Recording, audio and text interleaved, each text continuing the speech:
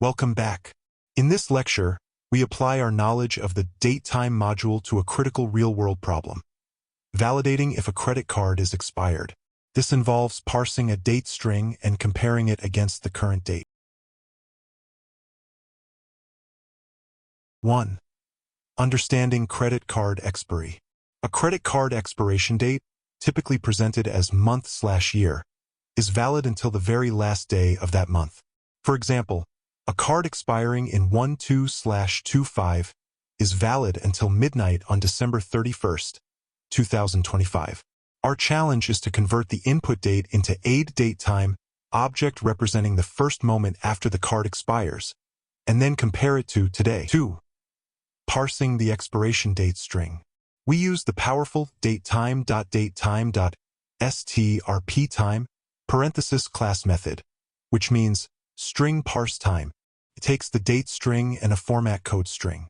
The format code %m/%y tells Python to expect a 2-digit month, a slash, and a 2-digit year. Since the input only provides month and year, strptime defaults the day to the first of the month. We then use .date parenthesis to get only the date part. 3. The validation logic. The key trick is to compare today against the first day of the month following the expiration month. If the card expires in November, we check if today is greater than or equal to December 1st. If it is, the card is expired. If it's earlier, the card is still valid. Image illustrating credit card expiry validation logic.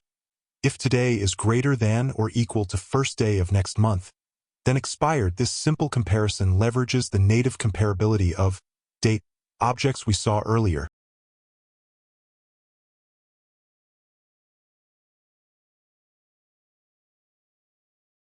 To summarize, you can use strptime and date comparison logic to validate expiry dates, making your application secure.